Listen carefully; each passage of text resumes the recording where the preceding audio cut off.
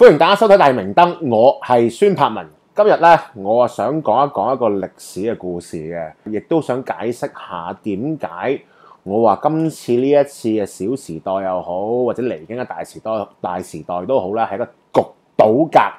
咁啊嗱，講真，我用焗倒呢個字咧，就令到有啲讀者咧喺蘋果日報就反感就留言。鬧我咁啊！仲要係上嗰幾段短片咧，都有一個中堅唔睇好股市嘅人咧，都留言話打死都唔買噶啦，係啦。咁其實今日我唔諗住 convince 佢哋，唔諗住說服佢哋話係買啦，即係我唔係諗住咁樣。即係我自己又焗到又好，或者自己喺禮拜一已經係連升咗6日先走去買。哇！連升咗5日，我先第6日走去買，咁而家升到第8日添啦，係咪？咁啊，我係只係想講一個古仔，去解釋下點解我禮拜一嘅時候會咁樣做，或者係喺呢一個耶倫轉態之後決定入市嘅。OK， 咁呢個古仔咧就發生於10年前嘅夏天。傲慢冷嘲各種怨氣，不捨不棄，回笑了不起，福街始終有你。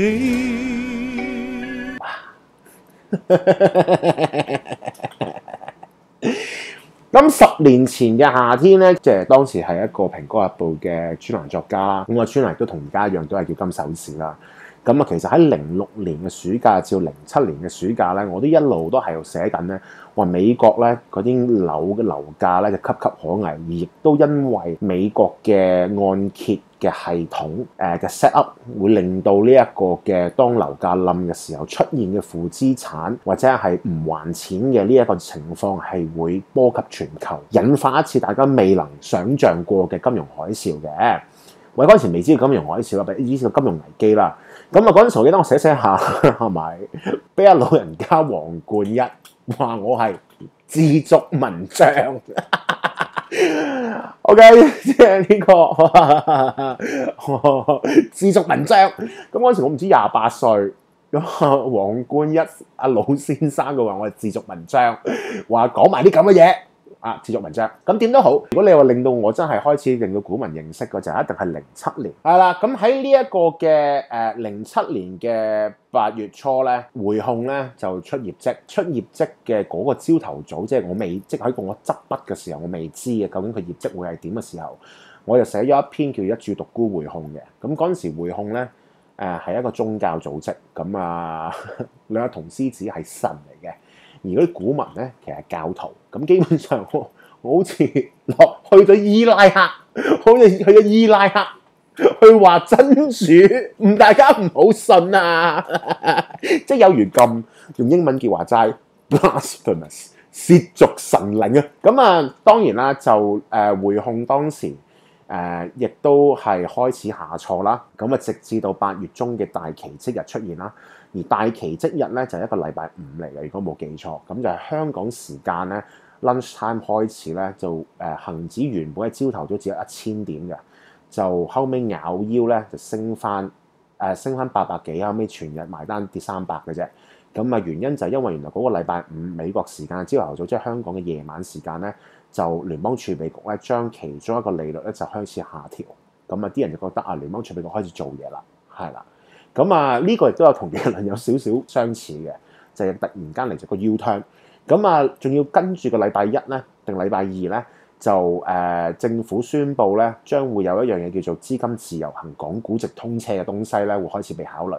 咁亦都係曾俊華咧當時宣布咧政府入股港交所買咗5%，咁令到啲人覺得好信咯，好信咯。咁好啦，咁當時咧恆指應該係19000-20000點嘅 ，OK， 咁就後尾喺6個禮拜定係8個禮拜之內咧，就升到上去32000點，即係升幅係超過50%，成個恒生指數喎，升幅超過50%喎喺8個禮拜之內。咁就喺溫家寶咧後尾跑步嘅時候俾人截停咧，佢宣布沒啦，沒有資金自由行啦，就喺嗰陣時開始冧嘅喺07年。咁好啦，咁呢一段股市，如果你係一個好似我咁70年代尾或之前出世嘅人，你一定記得呢一段古仔嘅嚇。咁你梗係話咁講嚟做乜咧？咁其實今日我講呢個原因就係因為喺呢一個恆指由19000升到32000點嗰轉咧，我係冇做過買賣嘅，因為嗰陣時我成手都係匯豐 put 輪，一啲好遠期嘅匯豐 put 輪。OK， 我一路都冇沽過，咁亦都冇揸其他嘢，我一路淨係 put 匯豐，因為我自己寫啊嘛 ，put 匯豐啊嘛，咁我亦都好深信呢個金融海嘯係會嚟噶嘛，咁所以咪冇參與過咯。咁如果你係話從一個炒股嘅角度嚟講，我自己嘅炒股經歷裏邊，我自己覺得最可惜嘅嗰一轉就一定係嗰一轉，因為嗰一轉我自己都明知一定好多嘢係會升到黐線，我都係覺得都係買匯豐冧算啦。咁啊 miss 咗嘅，咁你梗係話後尾匯豐有冇諗？咁嗱喺資金自由行喺19,000升到32,000點嗰轉咧，匯豐就由104蚊升到105蚊，咁我啲 put 輪少少跌價，不過一遠期啊嘛，啲日價都咁鬼高，冇所謂啦，係咪？咁第二件事就係後尾咧，匯豐喺呢個2008年嘅1月咧，建倉之後係5-6個月咧，咁就由140蚊就落到去110蚊。100幾蚊添嘅，亦都到咗我當時嘅目標價。咁當然啦，去到09年3月落到30幾蚊添，right？但個 key point 就係咧，我完全冇。雖然我已經知道佢係會升到黐線，如果我冇咁硬頸，或者我本多啲的話，因為嗰陣時我都係28歲、29歲嘅，即係如果我本多啲嘅話，我可以買其他嘢，買啲 call 輪其他嘢嘅話，咁我其實應該賺多啲。不過當時我真係一注獨贏嚟，所以一注獨贏咁沽百里匯豐買晒 put 輪嘛。咁啲 put 後尾冇賺有，不過如果我係先揸其他股票升咗上去沽完再 put 翻匯豐落嚟嘅話，咁其實我應該係賺得更加多嘅，即係可能之後我走咗去賣樓其他嘢，可能我而家發到豬頭餅咁樣嘅，即係可能係 right。咁所以今次我話焗到嘅原因就係、我相信出邊亦都好似好多咁嘅人，即係當年喺06、07年嘅時候，其實已經聞到一陣好大嘅糯味。不過就係唔信你資金自由行，唔信你大時代，就係嗰轉冇賺到錢。咁啊，而家已經10年後，我當時29歲，而家就嚟40歲啦。right？ 我39啦而家。咁如果你係話仲有另一次嘅大時代嚟嘅話，咁參唔參與啫？咁你點都參與㗎。而家 P 係咪過高？全球 P 過高㗎，垃圾股飛天㗎。right？ 即係垃圾股，成日都講，當然啦，巴菲特成日都話冇垃圾股，只係垃圾價錢。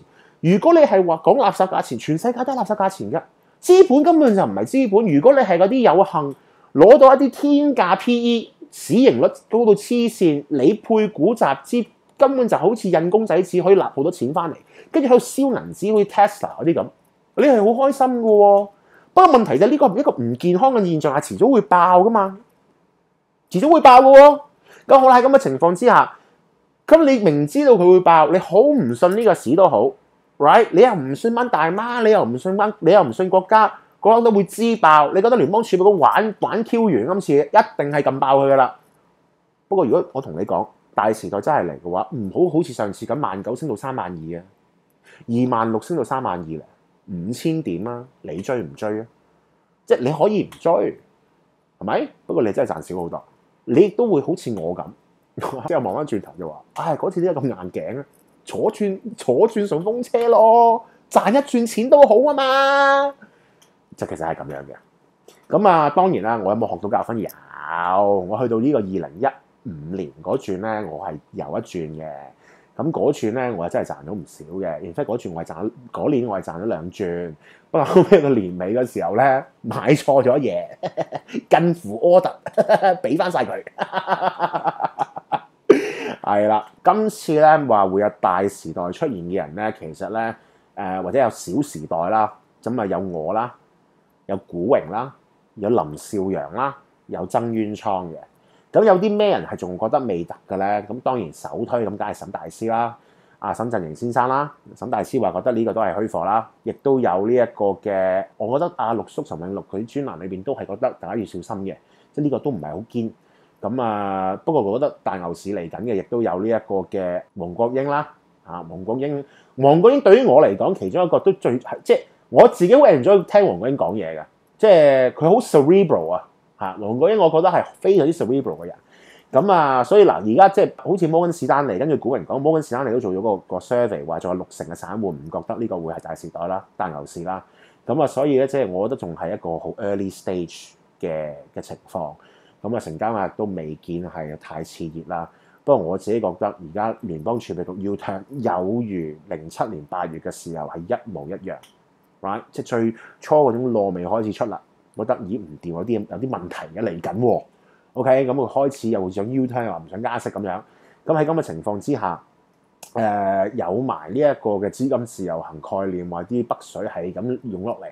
而家話咩湧咗5000億，我相信佢哋不但止湧嘅額度越嚟越高，仲要係湧落嚟之後嘅進取程度亦都會越嚟越強。